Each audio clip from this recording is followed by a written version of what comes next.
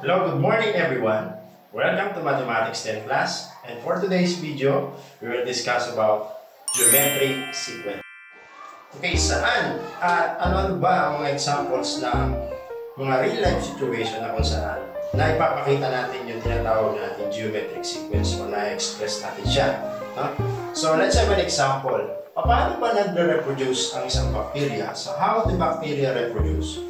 The bacteria reproduce themselves in the process that what we call binary fission. For example, this is the mother cell, and then this mother cell, using the binary fission, they copy their own DNA, then they will split into two. Okay, yung DNA niya pagkatapos ay yan, i-split siya sa dalawa. Reproduce na siya. So, ang binary fission ay isang asexual reproduction wherein the bacteria doesn't need a partner para siya ay mag-reproduce. So, within a couple of an hour, a day, a month, the bacteria will reproduce. Then, from that mother cell, magiging dalawa siya. Then, yung dalawa na yan magre-reproduce din yan. Ang magre-reproduce. So, from the single mother cell, the single cell ng bacteria, habang tumatagal, dumadami siya. So, from the mother cell, for our first cell, which is represented by 1, using a number, becomes 2, becomes 4, becomes 8, then habang tumatagal, dumadami na bacteria, 16, 32, and so on. So, itong numbers 1, 2, 4, 8, 16, ito ngayon yung tinatawag natin geometric sequence. No? So, ano ba ang geometric sequence? Pag sinabi natin geometric sequence, ito ay mga sequence na kung saan nag-multiply tayo from the first term to get the next term. At yung number na minumultiply natin, ang tawag natin doon ay common ratio. Okay, sa example natin ang number na 1, 2, 4, 8, 16, and so on. So this one is an example of a geometric sequence. Mula number 1, naging 2, because we multiply 1 by 2. Then 2 becomes 4 because we multiply 2 by 2.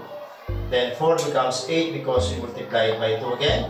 Then 8 becomes 16 because we multiply it by 2. Yung number 2 na yan na minumultiply natin, yung tawag natin dyan ay common ratio.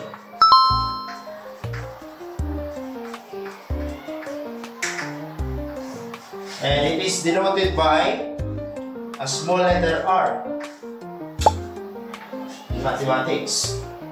Common ratio. So, para masabi natin na isang sequence ay geometric, so kailangan ang pattern natin ay nag-multiply tayo ng isang constant number na kung saan tawag natin sa number na yun ay common ratio. So, magbigay pa tayo ng ibang halimbawa.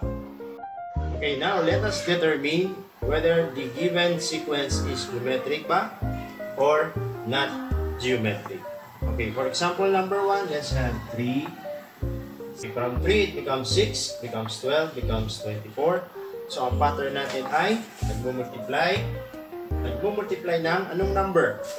So, nag-multiply tayo ng 2. So, from 3 becomes 6. Because we multiply it by 2, multiply it by 2 becomes 12, times 2 becomes 24. So for example number 1, this sequence is, yes, this is geometric. Okay, example number 2, our sequence is -1, -6, -36, -216. Is it geometric or not geometric? So let's find out. So when we look at our sequence, pattern natin ay nag-multiply tayo ng isang number. From -1 becomes -6 because we multiply by 6 times 6 times 6 equals -216. So therefore, our common ratio is +6. So ibig sabihin siya ay geometric. Okay? Sample number 3. 4, 1, 1/4, 1/16. Is it geometric or not geometric?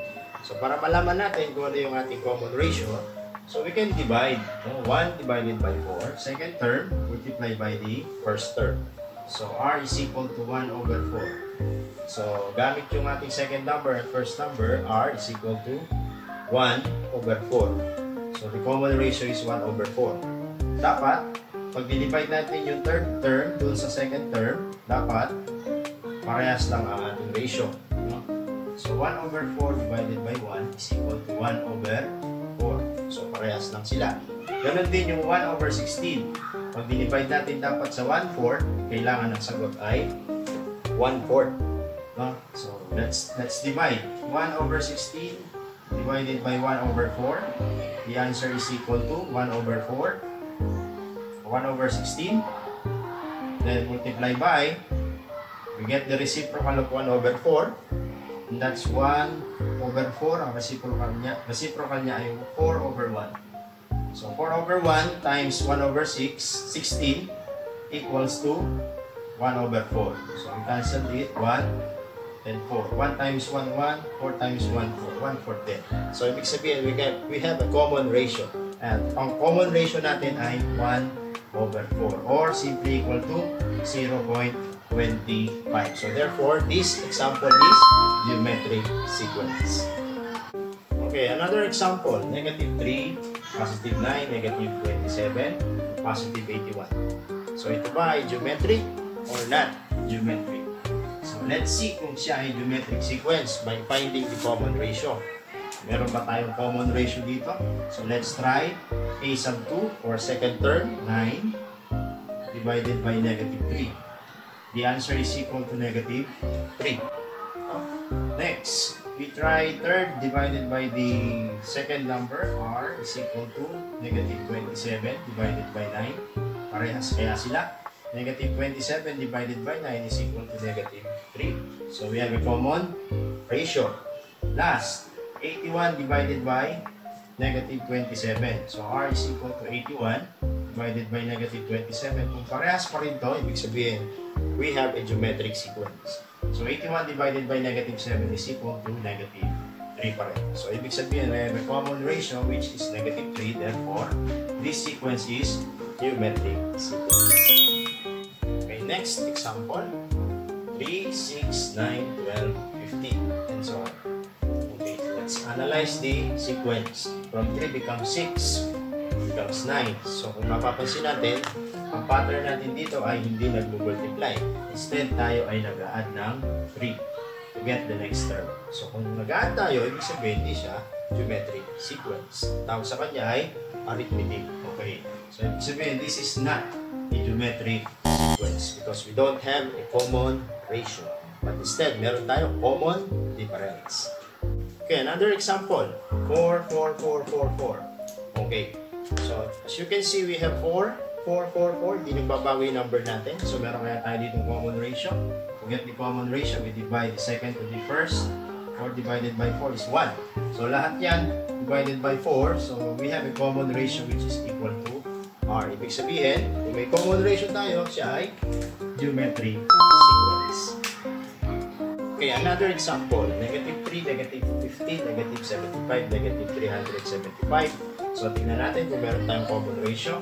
R is equal to second term divided by the first term equals negative 15 divided by negative 3. The answer is equal to positive 5.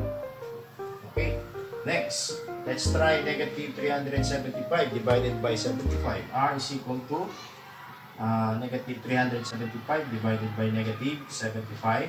That's equal to negative divided by negative is positive. So positive 5 also. So we have the positive 5. Then last we have the third number divided by the second number.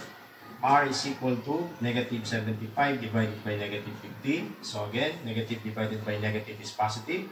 Positive 5. So we have a common ratio which is equal to 5. Therefore, this is another geometric sequence.